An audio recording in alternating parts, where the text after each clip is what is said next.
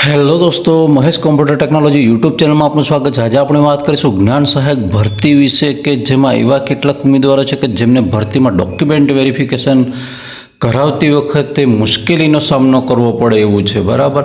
હવે એવા કેટલા ઉમેદવારો છે, કયા કયા છે એની વાત કરીશું। ઓલરેડી અત્યારે આપણો ફોર્મ ભરતી વખતે તો મુશ્કેલીનો સામનો કરવો જ પડી રહ્યો છે, બરાબર। એ તમને ખબર છે, તો તમે કેટલાકને ના ખબર હોય તો આપણે વાત કરી દઈએ કે સીધી ભાષામાં કે જ્યાં ભરતીમાં કોઈ વેકેન્સી દેખાતી જ ના હોય ત્યાં ભરતીનું ફોર્મ ભરવું આમ કેટલા ટકા યોગ્ય છે? તમે મને કોમેન્ટમાં કહો। શું ભરી શકાય કે ભરાય એમાં, અને શું ભરતી એની અંદરથી વેકેન્સી છે એ હટાવી દેવાય, આવું કરાય કે ના કરાય, તમે કહો, બરાબર। તો અહીંયા એવું થયું છે કે આપણે જે અહીંયા વેકેન્સી દેખાય છે જ્ઞાન સહાયકની, બરાબર, આપણે અહીંયા કોઈ બી સેકન્ડરી લઈ લો કે હાયર સેકન્ડરી લઈ લો, કોઈ પણ ડિસ્ટ્રિક્ટ લઈ લો, આ બટન્સ બધા દેખાશે આપણને, બરાબર, નો ડાઉટ છે। બટન્સ અહીંયાથી તમને દેખી શકશો। ગુજરાતી છે, માન લો આ એસએસમાં જાઉં, કેમ જાઉં છું એસએસમાં કે એસએસમાં બહુ બધી જગ્યાઓ છે, બરાબર। મેં અહીંયા ક્લિક કર્યું પણ રેકોર્ડ ઇઝ નોટ ફાઉન્ડ, અહીંયાથી કોઈ પણ સબ્જેક્ટને લઈ લઈશ, ગુજરાતીને લઈ લઈશ, રેકોર્ડ નોટ ફાઉન્ડ, મતલબ કે આ બધાની અંદર ગણિત વિજ્ઞાનમાં પણ જગ્યાઓ ઘણી બધી છે, બરાબર। તો આ બધામાં તમને એવું લાગતું હશે કે સર આ જગ્યાઓ ખરેખર તમે કહો છો છે તો ક્યાં છે? તો હા, આની આગળ મેં એક વિડીયો અપલોડ કરી દીધો છે, તેમાં જિલ્લા વાઇઝ સેકન્ડરીની બધી જ જગ્યાઓ છે મેં આપી દીધી છે, બરાબર। એટલે એમાંથી તમે જોઈ શકો છો, હજુ બચવાનો ચાન્સ છે। બાકી જેમણે જોયા વગર એ વિડીયો જોયા વગર કે એમાં જગ્યા જોયા વગર જે મિત્રો ફોર્મ ભરી દેવાના છે, બરાબર। દાખલા તરીકે, ઉદાહરણ તરીકે, તમે કોઈ ડિસ્ટ્રિક્ટની અંદર છો, દાખલા તરીકે મહીસાગરમાં છો, બરાબર, સિમ્પલ વાત કરું છું, તમે મહીસાગરમાં છો, તેની બાજુના બીજો જિલ્લો આવે છે, દાખલા તરીકે દાહોદ હોઈ શકે, તો દાહોદની અંદર શું છે કે વેકેન્સી વધારે છે, સિમ્પલ વાત કરીએ તો એ ઉમેદવાર મહીસાગરમાં કે હું રેસિડેન્ટલી અહીંયા મહીસાગરમાં રહું છું એટલે અહીંયા ફોર્મ ભરી દઉં, બરાબર, એમ કરીને ભરી દે તો અહીંયા સંખ્યા વેકેન્સી બિલકુલ ઓછી હોય। હું તમને એક્ઝામ્પલ સાથે સમજાવીશ। અને પછી આગળ ત્યાં દાહોદની અંદર માન લો જગ્યા વધારે હોય, આપણે વાત કરી લઈએ એસએસની, ચલો પહોંચી જઈએ એસએસ પાસે, બરાબર।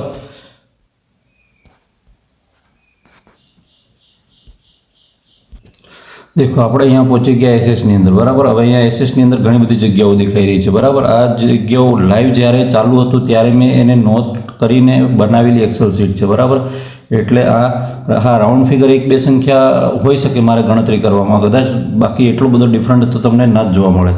હવે સિમ્પલ વાત કરીએ કે કોઈ બીજા જિલ્લાની અંદર આ મહીસાગર છે, તો મહીસાગરની અંદર દેખો છે તો અહીંયા 18 જગ્યા બોલી રહી છે, બરાબર, અને એ બરાબર। હવે એ 18 જગ્યા છે,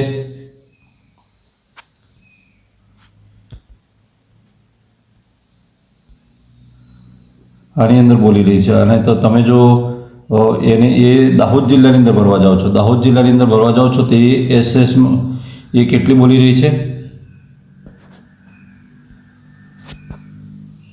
44 બોલી રહી છે। કેટલી બોલી રહી છે? 44 બોલી રહી છે। તો આ 44 એટલે ફાયદો કઈ છે? 44 વાળીમાં રહેશે, એસએસની વાત કરીએ તો, બરાબર। તો હવે આ જે 44ની વાત કરવા જઈએ તો આ 44 ઓલ ઓવર ફાયદો તો રહેવાનો છે। હવે જે ઉમેદવારે કદાચ એવું બને કે જેને કશું થતું જ નથી તો આ જગ્યાઓમાં ઉમેદવારો મળવાના જ નથી, બરાબર, અને અહીંયા છે ટ્રાફિક ફૂલ થઈ જવાની છે, તો ટ્રાફિક ફૂલ થઈ જાય એટલે બાકીના ઉમેદવારો તો એ જિલ્લો પસંદગી ફરી બદલી શકતા નથી, અને વેરિફિકેશન સુધી પહોંચી ગયા પછી જિલ્લો બદલવાની વાત આવતી પણ નથી, બરાબર। એટલે ત્યાંથી તમે બહાર નીકળી જશો અને આઉટ થઈ જશો, બરાબર, આવું રહેવાનું છે। એટલે જે જોયા વગર સીધી વેકેન્સીમાં ફોર્મ ભરી દે છે એમને તકલીફ તો રહેવાની છે, બરાબર। અને પછી આપણે શું છે, નિરાશા, હાથમાં એક ચાન્સ મળેલો છે એ પણ જતો રહેશે, બરાબર।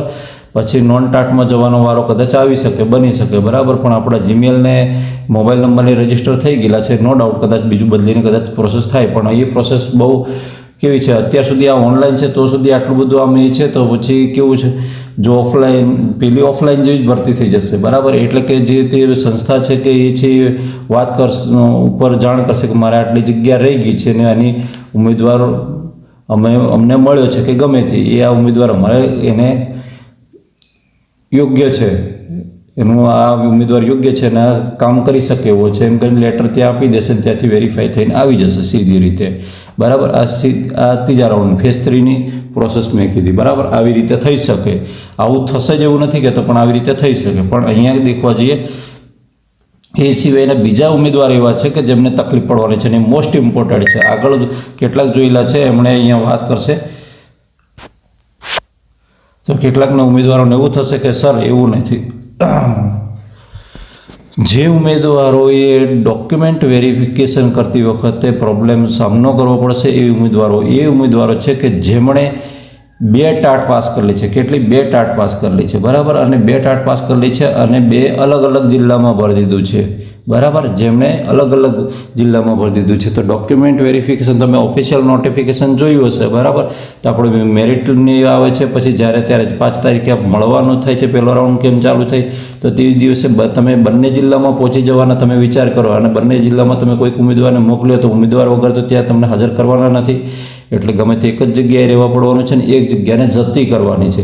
હવે તમે જે જગ્યા જતી કરી દીધી, દાખલા તરીકે તમે કોઈ જગ્યા જતી કરી દીધી, દોડીને બીજી કોઈક જગ્યાએ પહોંચી ગયા, એક્સ જગ્યાએ પહોંચી ગયા, માન લો 44 વાળી જગ્યા છે, હા મને દૂર પડે છે એવું વિચાર લીધું ને અહીંયા કંઈક લુણાવાડા બાલાસિનોરમાં પહોંચી ગયા મહીસાગરની અંદર, બરાબર. તો મહીસાગરની અંદર એ બાજુ પહોંચી ગયા તો પેલી જગ્યા છે એ પણ હાથમાંથી જશે ને આ છે એ પણ હાથમાંથી જશે. અને તમારી પાસે 2 ટાટ પાસ હોવા છતાંય પણ જ્ઞાન સહાયકની નોકરીમાંથી વંચિત રહી જવાશે. આ મોટો પ્રશ્ન ઊભો થઈ જાય છે. જેમણે 2 અલગ અલગ, હા એક જિલ્લામાં ભરી દીધું છે અને જેમણે આમ બુદ્ધિ ચાતુરી વાપરી દીધું છે એ ઉમેદવારો બચી જશે. કેમ કે અહીંયા કેવું છે કે જનરલી એસએસનું દેખવા જઈએ, એસએસનું દેખવા જઈએ કાં તો પછી ઇંગ્લિશનું દેખવા જઈએ, બરાબર, કાં તો પછી ગણિત વિજ્ઞાનનું દેખવા જઈએ. તો જે ભાષાવાળા છે એમનું એક ટેબલ અલગ હોય છે, ડોક્યુમેન્ટ વેરિફિકેશનનું એસએસવાળું છે એ અલગ હોય છે અને ગણિત વિજ્ઞાનવાળું છે એ અલગ હોય છે, બરાબર. ગણિત વિજ્ઞાનવાળું એ અલગ. આમ કરીને એવરેજ 3 ટેબલ મિનિમમ બનાવતા હોય છે ડોક્યુમેન્ટ વેરિફિકેશન વખતે, બરાબર. તો ત્યાં શું છે કે જેમણે અલગ અલગ જિલ્લામાં પસંદ કરેલું છે આ ઉમેદવારો ખાસ ફસાવાના છે. કેમ કે એક તો ઓલરેડી ત્યાં પહોંચ્યા વગર જતું જ કરી દેવા પડવાનું છે, બરાબર. અને બીજી બાજુ આ પ્રશ્ન છે. હવે ત્યાં પ્રોસેસ શું થાય છે એ તમને કહી દઉં છું. ત્યાં વેરિફિકેશન વખતે કે તમે ત્યાં જશો ને તો એટલે પહેલાં તો તમને અમુક સમય આપવામાં આવશે, નિશ્ચિત સમય. દાખલા તરીકે તમને 10 વાગે આપ્યું તો 10 વાગે ચાલુ ના થઈ જાય. આ તમને સીધી વાત કરું છું. એ 1 કલાક ડિલે થશે જ. કેમ કે જે તે ટ્રાફિક આવવાની છે, કોઈ લેટ પડેલું છે એ આવશે એની થોડીક રાહ જોવામાં આવશે અને પછી હાજરી નોટ કરવામાં આવશે કે આટલા આપણે લિસ્ટ છે એમાંથી ઉમેદવાર કેટલા આવ્યા એમ. અને પછી એ પ્રમાણે ગાડી ક્રમાંક ચાલશે, પછી એમ ચાલશે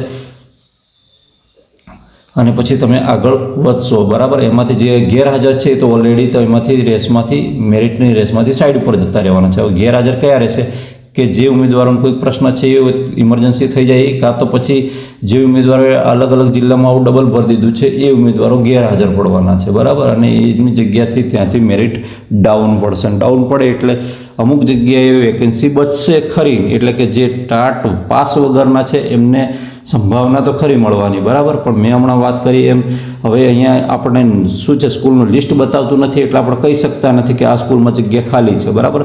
ખરેખર બતાવી દેવું જોઈએ કે ભાઈ ઓલ્ડ ટાટવાળા ભરાતા આટલી જગ્યા બચેલી છે આવું, બરાબર. હા બની જશે કદાચ એવું વિચાર આવે કંઈક સર્વરમાં પ્રોબ્લેમ હોય, ગમે તે હોય, સિસ્ટમમાં પ્રોબ્લેમ હોય તો પાછળ જતાં બતાવી દે આવું બની શકે, બરાબર. અને નહીં બતાવે તો પછી તેમની ઈચ્છાની વાત છે. આપણે તે જે કે એ પ્રમાણે આપણે કરવું પડે. આપણે તો એ સિવાય તો બીજો કોઈ આપણો ઉપાય નથી, બરાબર. ઓકે મિત્રો, વિડીયો ગમે તો વિડીયોને લાઇક કરજો, ચેનલ પર ન હોય તો ચેનલને સબસ્ક્રાઈબ કરવાનું બિલકુલ નહીં ભૂલતા. અને કંઈ ગૂંચવણ લાગે તો કોમેન્ટ કરશો તો એનો જવાબ આપવાનો પ્રયત્ન 100% કરીશું. જય હિન્દ. ફરી મળીશું આવી જ માહિતી સાથે. ત્યાં સુધી રજા આપો.